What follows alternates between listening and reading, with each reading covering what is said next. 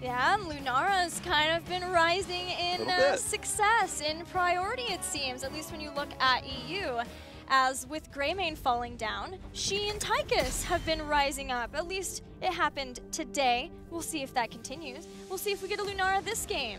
As we head into the draft for Game 2, currently Team Freedom leading the charge in this best of 5, 1-0. Things there just kind of slipped out of the hands for Simplicity. We'll see if they can pull it back together here.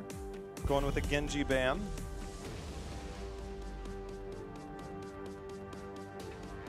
Genji ban. Team Freedom, haha, they are not having the Malfurion Tracer from Simplicity. It worked out very well for Simplicity last weekend. They do not want to deal with it. Again, you know, when we mentioned the statistics for Tyrael, he rose in priority in terms of being first pick potential. I think that a lot of teams are going to fall off of that, especially after last week's results. But with the new Malthael changes, Malthael makes it through here again as first pick, Gilly. For Simplicity, it is the priority, and whether that is somewhat of a deny from Nasmus, or it just happens to be that we've seen Airhell be willing to play a lot of Malthael, and if they feel, as I am assuming a lot of NA does, that he has only risen in priority with the changes that he's made, then it's first pick worthy here for Simplicity, but that does give Greymane and Blaze back to Team Freedom. Yeah, that's what they ran with in their first 2 picks last game. Identical draft so far. We'll see, will Hanzo be the pickup here? I think that Hanzo, you know, Sky Temple made sense. He's doesn't have the same type of walls, I guess, to kind of bounce his scatter arrow off of around the temples, but, you know, plenty of other reasons to pick him up, paid dividends later in the game. But again, Towers of Doom, it just really feels like there's a lot more opportunities to get more value out of Hanzo. The Lunara pick and Uther, I think, are potentially a little bit scary because one team could potentially try and go with Uther. We saw Uther banned out against Simplicity, so they might be contemplating their support a little bit earlier here. Thought that we'd see King Caffeine's ETC again, still available. This time they're going to add Tyrael, giving us a pretty melee-heavy composition for Simplicity. Though we do know that they are willing to run something like that. We've seen Zuna's Kerrigan have great success on Dragonshire. We'll see how this one works out here, who's going to be playing what. I kind of expect Zuna to switch over to that Malthael, but we'll have to see. That's a lot of sustain on that front line. Malthael obviously can heal up. ETC, once he gets Prog Rock finished, has that AoE heals. Tyrael gives the AoE shields. So there's a lot of ways to survive on the front line. I think when it comes to that, you can pair basically any support back there. You'll probably have a little bit higher odds in terms of staying alive. It's just a matter of, do you bring the damage? Can you really get in there and get the damage done? That's going to be the hardest part when you have these compositions. Malthael, slow damage. Tyrael, he's okay on the front line, does good, but you have to have a big person, a big enabler on the backside. That's why when we've seen this style, we've seen teams kind of, they go more mage style, and that worries me, right? Lunara, Cassia, we've seen hovered here. If we're going to go anything, I think we need some type of auto attack that has a finisher. Definitely. And that's why we're seeing the Lunara ban for Team Freedom against Simplicity. Something that can have a ton of impact once you get Splintered Sphere, maybe Thornwood Vine, which is what we've seen a little bit more of in NA, but that gives lots of opportunities between the Malthael, between the Tyrael to chase down whatever targets they want and get those kills. And also for Towers of Doom, we've seen Lunara have so much success over those solo altar phases because it's just, you're gonna have a drawn out fight. And Team Freedom, if they don't want to deal with that, Lunara is a great choice to ban away from Simplicity here. And now that Uther's been let through, you know, Team Freedom, you know, they haven't had as high priority on Uther, but it's definitely something that when you pair with a Greymane, it's much more difficult. We've seen 6 games from Collusion, won 4 of those, but when you get Uther Greymane, he's the best enabler. I think Greymane's highest win rate with a support is with an Uther. So I think Karazim and Lucio are higher priority for Collusion as an individual, but you got to think that Uther might make it through here. Will Team Freedom play Greymane Hanzo again? Because it is up. Simplicity bans Abathur, so no double Greymane shenanigans, attacking whatever happens to be the hosty hero of choice in the back line. Yeah, we've already known Abathur, multiple players on Team Freedom. Normally Nasmus in this circumstance, but not there. Tychus, and we do get the Uther. Lunara ban makes even more sense there, wanting to have Uther for that enabling of Greymane. But the change up here is having Tychus, very safe, strong, especially once he goes into Odin pick. Try to deal with the more melee-centric style. Also, in having the double warrior up in front, having minigun is going to be really nice there. Maybe trying to stack it up within the rhythm, or just Triple burn melee. it down. Yeah, there's a lot of places to You stack. get a little, you get a little, you get a little. We all And we all get. We all get some. Yay! So with Tychus and Greymane both picked up, we saw Cassia last game. Hanzo's still let through. Triple melee, again, you need somebody that can set up as well as execute. And I think that going Mage Town, Jaina would probably be the only one because you can follow up off CC a little bit easier and supply a little bit of your own. But I don't know. I said that I don't like Mage Style. I want to see what their direction is going to be. I think it's going to be Jaina still. No. Interesting. That is very interesting, actually. Gul'dan and the return of K1 Pro's Rhaegar. All right. Somewhat of a change up here. Last game was the first Team Freedom plays. We saw Zugrug run it, having Nasmus play the Ragnaros. Here, with the Stitches plays, should be that we see Zugrug play Stitches, which, if I remember correctly, has not died yet. We saw him bust that out for the first time versus Team 12. It was the first 2 games where they were disgusting at how strong they were versus Team 12. Didn't die in either of the 2 games versus Team 12. So he's it's a very safe pick. It's going to give them a lot of picks themselves with the hook and the Uther follow-up. Stitches and disgusting? Yeah.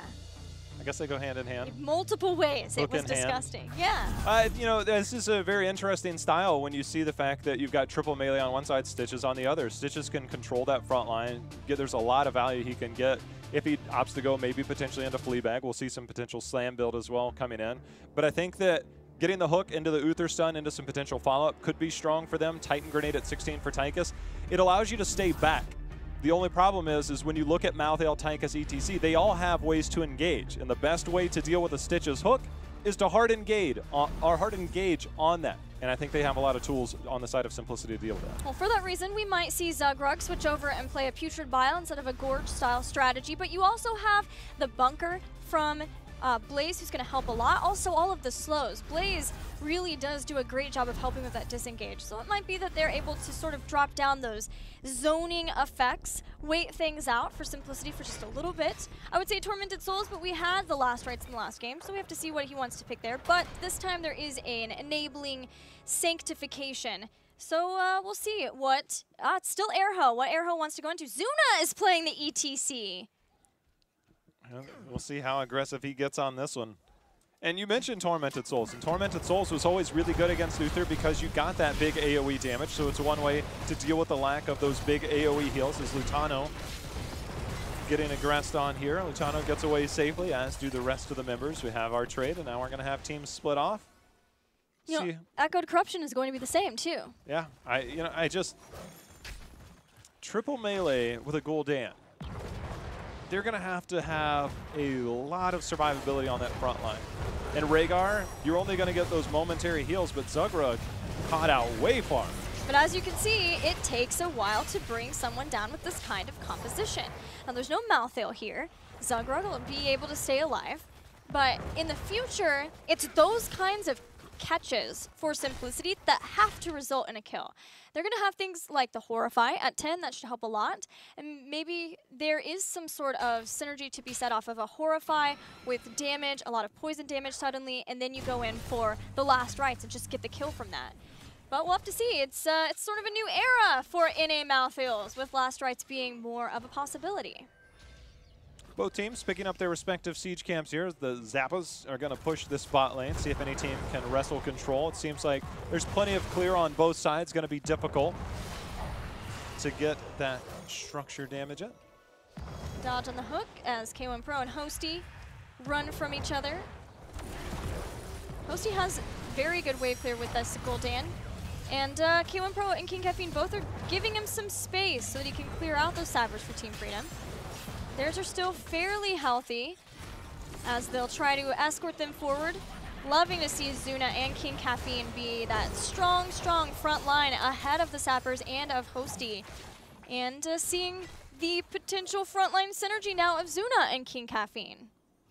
We got a potential flank on the top as Blaze is looking for the Malthael who's lingering in the bush.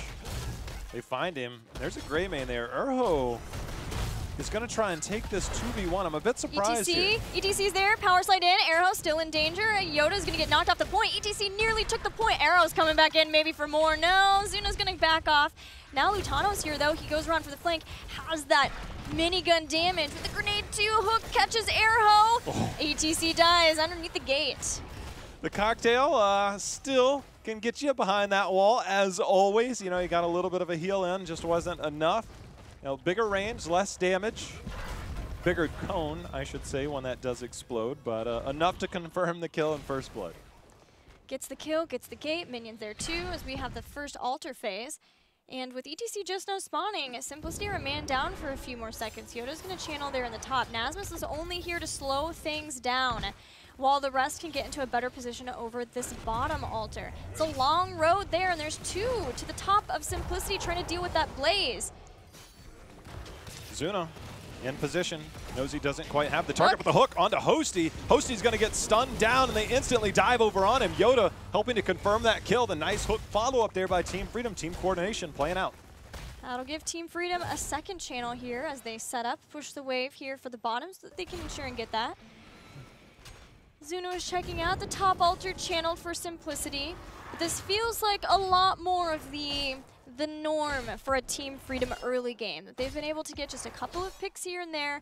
They had that top, they got the sappers in the top, and they had the better setup for the altars because they were able to get that Zuna kill.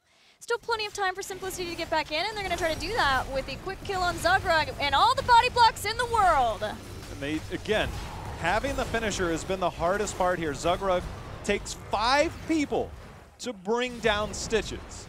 That is the difference between these teams. The kill is nice, Gilly, but Greymane and Blaze have been pushing the mid and top lane the entire time.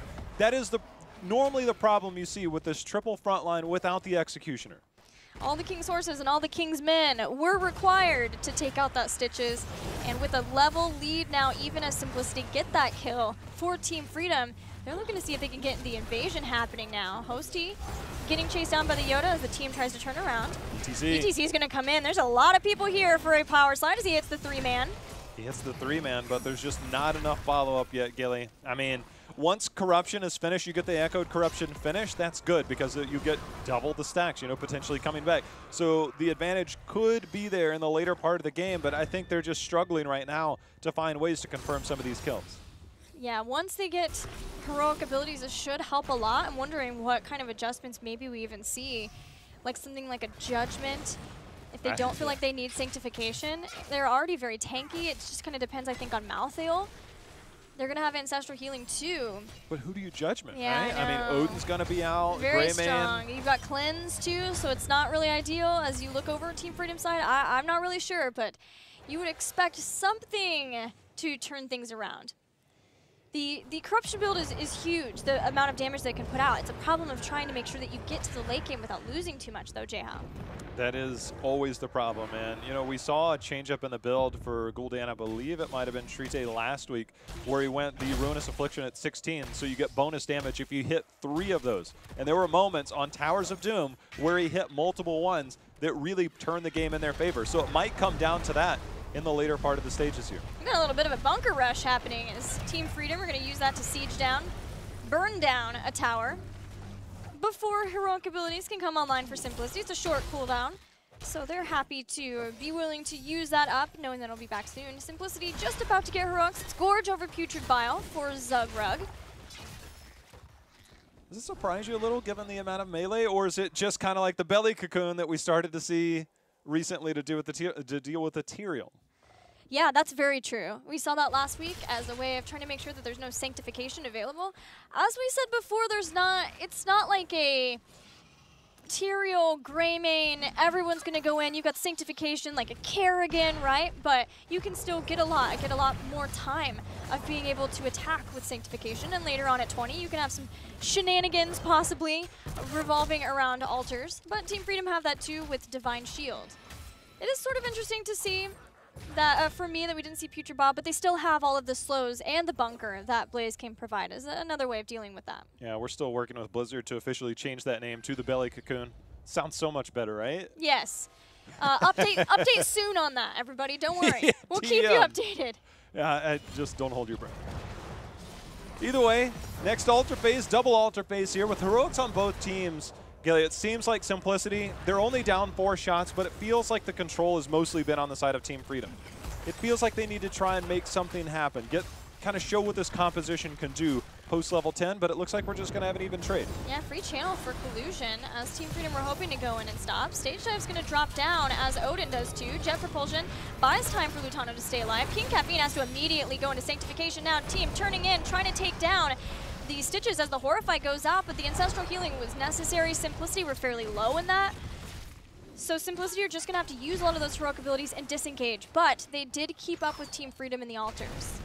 Yeah, Stitches actually ate K1 Pro there on the backside, which is why that Ancestral was so late. I think that was, you know, a part that really kept Simplicity from being more aggressive. But again, I think it's really got to be on the Gul'dan's shoulders as we get later in the game. He's only sitting at 21 out of 40 stacks, which is not his fault, right? They just haven't had the opportunities. The altars, the last 2 altar phases have just been trades. So he hasn't had those team fight opportunities, the soft engages, where you normally pick up a couple extra stacks here and there. So it's far from over because it's 28-24. But when we get later in the game, if that's not completed, that is a major point.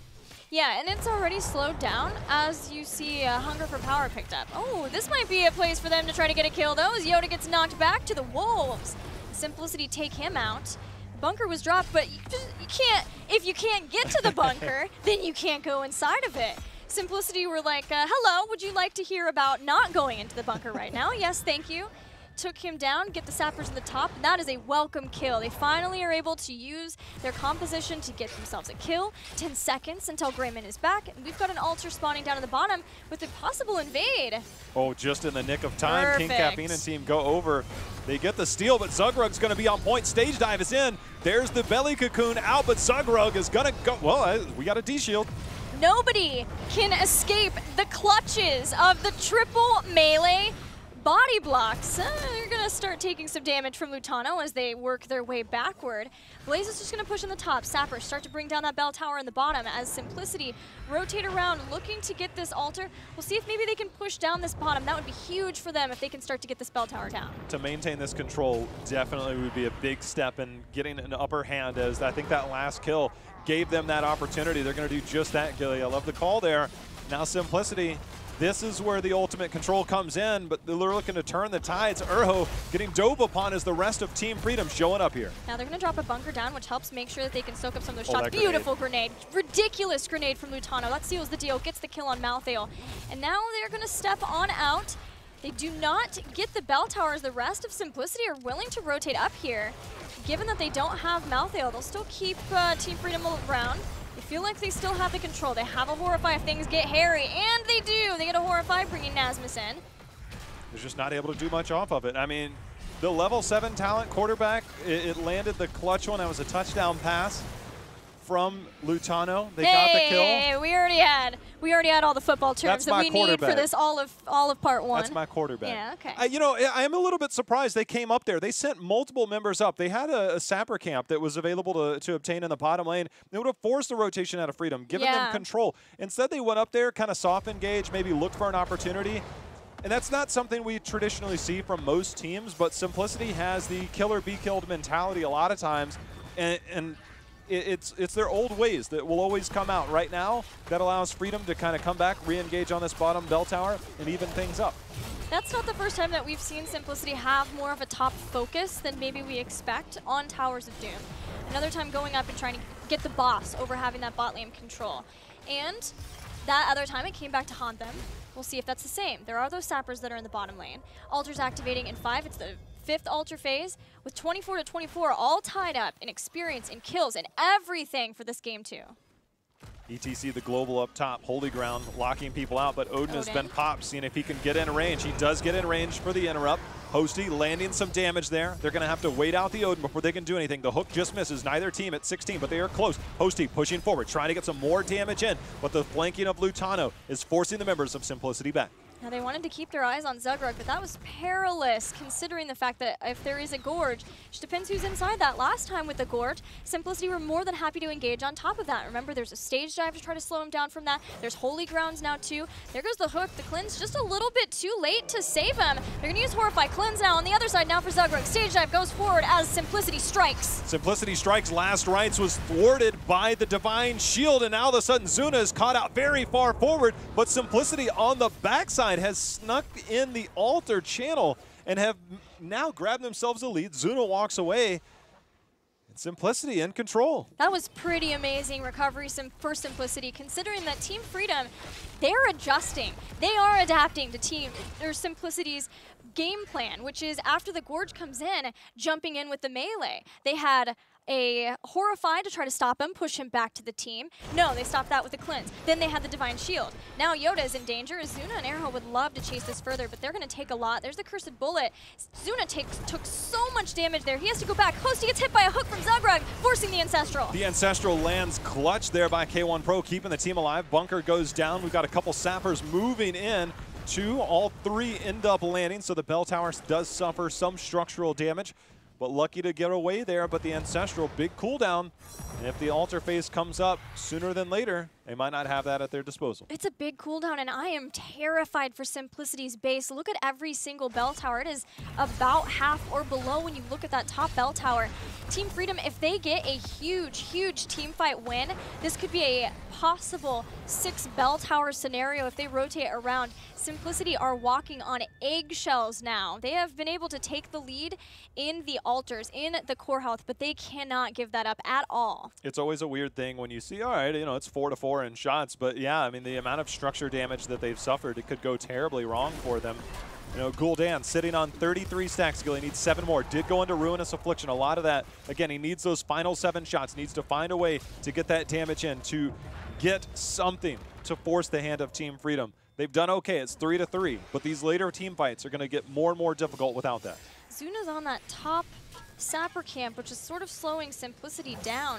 They have no basis at all in that bottom lane because it's been pushed so far out. Finally, Zuna gets those.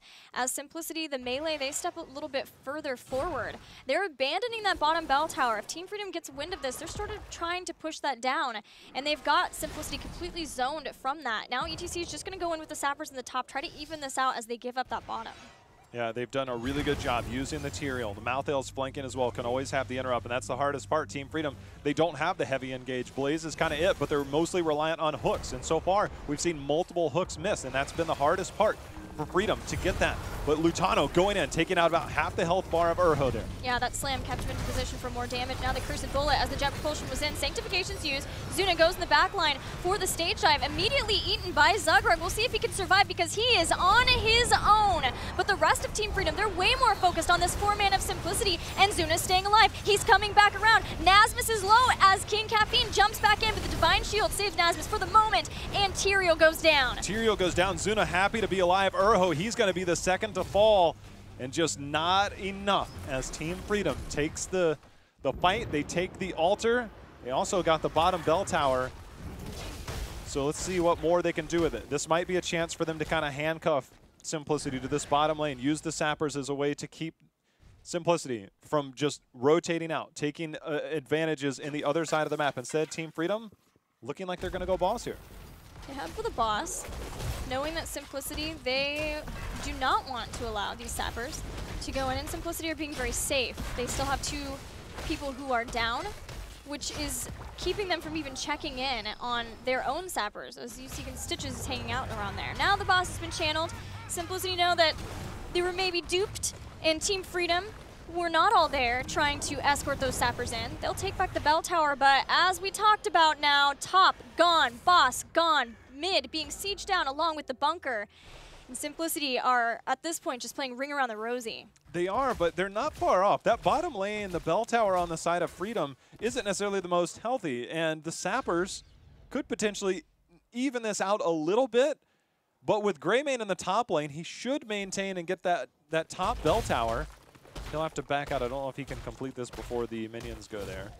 But that's all but a foregone conclusion at this point. But the rest of Simplicity, it looks like they're just going to try and recapture as many as they can.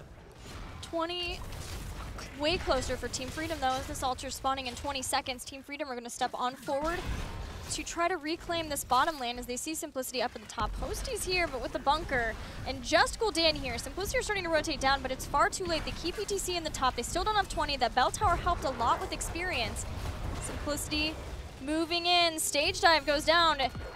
Zuna gets stopped for the moment from a grenade. Can they get Lutano here? He's going, but the Gorge is here. He cannot really get away. Hungry, he's got hungry hungry stitches. But the Horrify instantly the cleanse. King Caffeine and team on the side of Simplicity are okay for now. They don't have 20 though. They need to try and get 20. It looks like Blaze splitting off to try and channel the Altar. We'll see if Simplicity wants to try and interrupt this. Yeah, that's the hard part when you have so many melees, is you are more reliant on kind of getting your hands dirty in the fights with those melees to get in.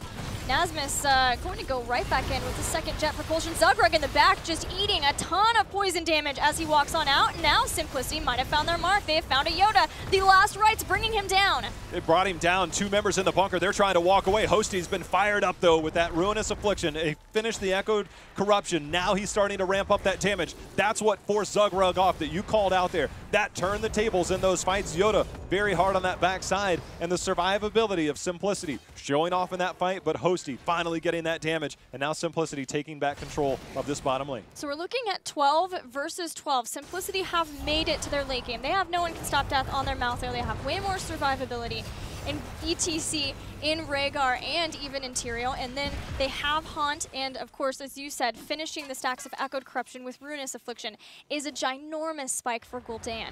They have made it to their point. There's good spikes for Team Freedom though too, especially when you're talking about Redemption and the big red button. We saw Hungry Stitches come in. It sort of worked out, but Simplicity have done a great job so far of just controlling that Stitches whenever he does try to eat somebody. Yeah, there's multiple ways. We've seen the Horrify. We've got different ways of dealing with what Stitches wants to do. That's why I figured Putrid Bile maybe to control that front line, but Gorge hasn't netted them the type of kills that they wanted. It took ETC out of the previous fight before the minute he landed in stage dive, but they're not doing much off of it. Yeah, even if they get someone gorged and sort of move someone back, there's quite a lot of escape, and there's a lot of melees to jump in and stop them. You see the stage dive, you've seen the Holy Ground, and in the past that's forced things like both Cleanse and Divine Shield, which is not ideal for Team Freedom. Oh. Beautiful Cleanse. Are you kidding me right now, K1 Pro? I mean, that is potentially game-saving. What just happened there. That is potentially a game-saving cleanse that you will see at the competitive scene. One pick could easily have netted that bell tower back in control, plus 2 altars. K1 Pro continuing to shine on his brand new role, bringing in Rhaegar and playing it fantastically here in the final week of HGC Part 1. A double altar phase as Simplicity start to move further down. ETC with the channel in the mid. All of Simplicity have roped Team Freedom down to this bottom, and now in getting that channel with ETC, they can move forward into this bottom lane. If they can get a couple seconds on the channel, you can Sanctification and potentially end the game. K1 Pro's going to be there. Let's see if we see any plays made around that. No Sanctification. It gets interrupted. Hosty, however, is going down. The bunker is out. They see the heals coming in. Stitches gets 1. See if he gets a second. He does. He gorges 2, but it doesn't do anything yet. The bunker down, Gorge is down. Simplicity feeling really good about this. They saved Hosty without Ancestral Healing even, and now they have about brought down Zugrug. The Ancestral Healing goes out, stage dive 2 as he jumps on top of all of Team Freedom. There's the Horrify. Collusion walks right into all of Simplicity as they turn around and turn their focus onto Nasmus though. He gets a 5-man stun with the jet propulsion, keeping him alive way longer than he has any business being alive with all these melees, and they even take down Tyrael. How has he lived? He finally falls. Collusion was back too. He kept him alive admirably for so long. Simplicity are living through this though, and it looks like they should be able to get a J-How. Earth and Shield keeping Hosty alive just for show on that backside. K1 Pro flexing his support muscles all game this game, Gilly. And that is all 5 members of Freedom. That is 5. Actually, that's only 4 shots. They'll go get Boston in the game.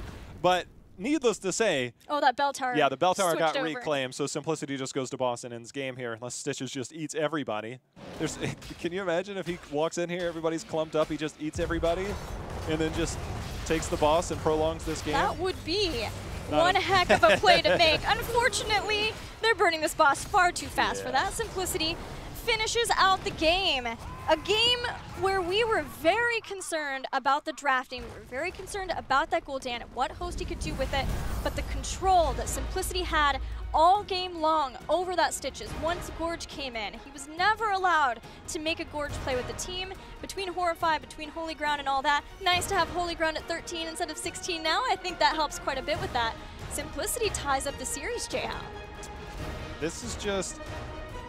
I'm glad they were able to finish this game. You almost wonder, like, what if they had just finished out Sky Temple? They'd be up 2-0, and they very much probably should be at this point. But having an even series, it obviously makes for a much more exciting, longer series. And I think that, again, a late-game style composition, finishing Prog Rock, making sure that you have the shielding from Tyrael, and then obviously Hellstone and things like that. And then once the Echoed Corruption finished and Ruinous Affliction came in, that one fight around the middle altar that kind of took Zugrug down, it seemed like that gained control for Simplicity. And from then on out, I mean, they did a really good job in that cleanse from K1 Pro, making sure that Malthael doesn't die. If Malthael dies there, that's 2 free altars right? For Simplicity. Instead, K1 Pro's like, hold on, I can do something about this. So he's definitely making plays. Yeah, he has been such an exciting player to watch all part 1. And we're not done yet. We've got more games to come even in this series. We're going to go to a commercial break. When we return, game